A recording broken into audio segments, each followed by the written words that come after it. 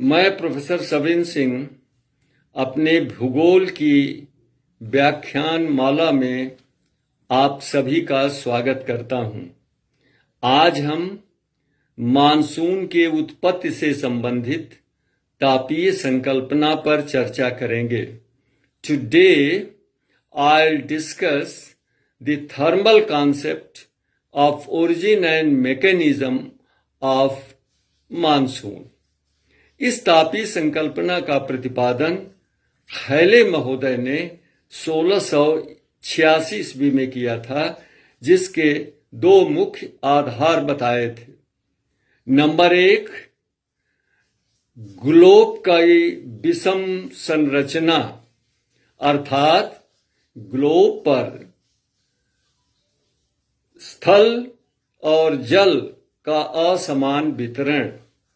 Number 2, महाद्वीपीय और महासागरीय भागों का मौसम के अनुसार विभिन्न दरों से गर्म होना और ठंडा होना।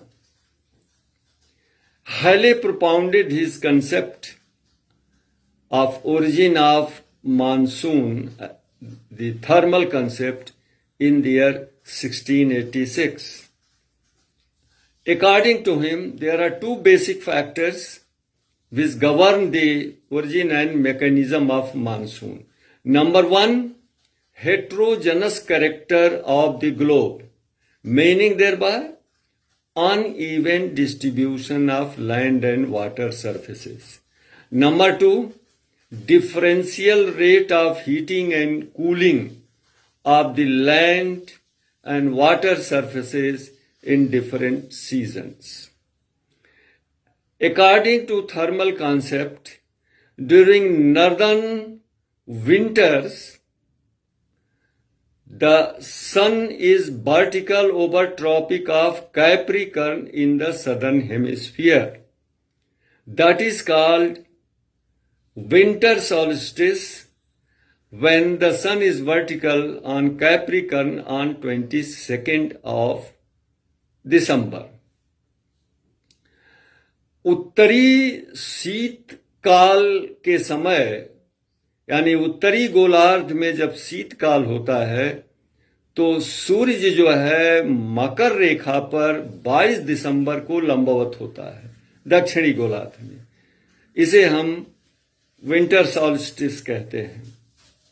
नतीजा क्या होता है कि उत्तरी गोलार्ध में अत्यधिक ठंडी होने के कारण उच्च वायुदाब का निर्माण होता है, और हिंद महासागर के दक्षिण में ग्रीष्मकाल होने की वजह से निम्न वायुदाब का निर्माण होता है। During northern winters there is a high pressure because of intense cold, and there is a low pressure in the southern hemisphere because of summer season. उत्तरी गोलार्ध में हिमालय की स्थिति के कारण बैकाल झील और पेशावर के पास उच्च वायुदाब का निर्माण होता है, और हिंद महासागर के दक्षिणी भाग में निम्न वायुदाब का निर्माण होता है। वायु संचरण के सामान्य नियमानुसार उच्च वायुदाब से निम्न वायुदाब की तरफ हवाएं चलने लगती हैं। As per rule of air circulation, winds start blowing from high pressure to low pressure areas, that is from Asiatic high pressure to Indian Ocean low pressure.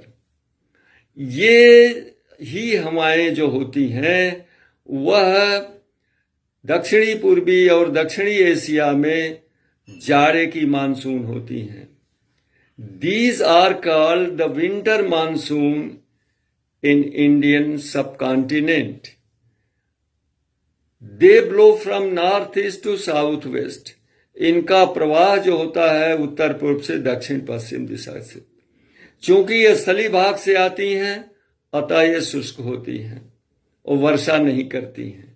लेकिन जब कभी ये समुद्री भाग से होकर गुजर जाती हैं तो पर्याप्त वर्षा करती हैं, जैसे कि शरद काल में तमिलनाडु के पूर्वी तट पर वर्षा होती है, क्योंकि ये उत्तरी पूर्वी हवाएं जब बंगाल की खाड़ी से होकर के दक्षिण पश्चिम दिशा की तरफ जाती हैं तो नमी प्राप्त कर लेती हैं और वर्षा कर देती हैं।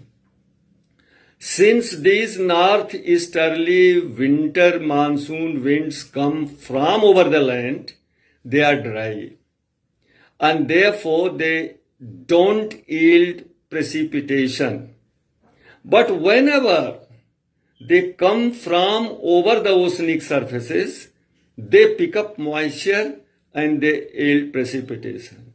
For example, the eastern coast of Tamil Nadu receives copious rainfall during winter season because the northeastern monsoon winds coming from over the Bay of Bengal pick up moisture and they yield precipitation there. उत्तरी ग्रीष्मकाल के समय स्थिति पूर्णतया बदल जाती है। The winter conditions is completely reversed during northern summer and southern winter season. सूर्य अब 21 जून को उत्तरायण स्थिति में आकर कर्क रेखा पर सीधा चमकता है और दक्षिणी गोलार्ध में शीत ऋतु हो जाती है, उत्तरी गोलार्ध में ग्रीष्म ऋतु हो जाती है। The sun becomes vertical over Tropic of Cancer on 21st June and therefore there is a summer season in the northern hemisphere and winter season in the southern hemisphere.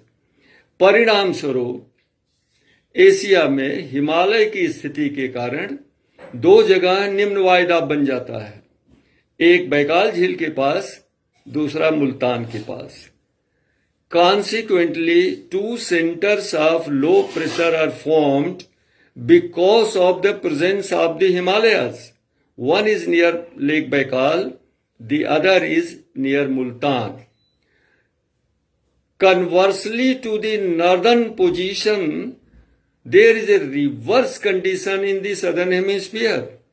उत्तरी गोलार्ध के स्थिति के विपरीत दक्षिणी गोलार्ध में स्थिति पैदा होती है, अर्थात हिंद महासागर के दक्षिण में उच्च वायुदाब का निर्माण होता है।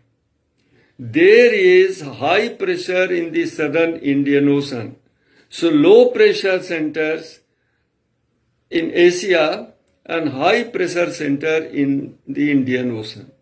अतः अब हवाएं जो है दक्षिण से उत्तर की तरफ चलने लगती हैं। Consequently, with the result, winds start blowing from south, that is the southern part of Indian Ocean, to the north, means towards Indian subcontinent. The moment these winds cross over the equator, they turn northeastward and become southwesterly as per rule of Ferrel's law and effect of Coriolis force.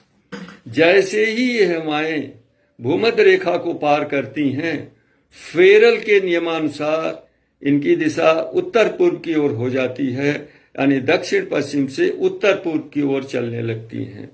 ये दिशा में परिवर्तन Feral के नियम के अनुसार और Coriolis force के प्रभाव के कारण होता है। Since these are called southwesterly monsoons or summer monsoon.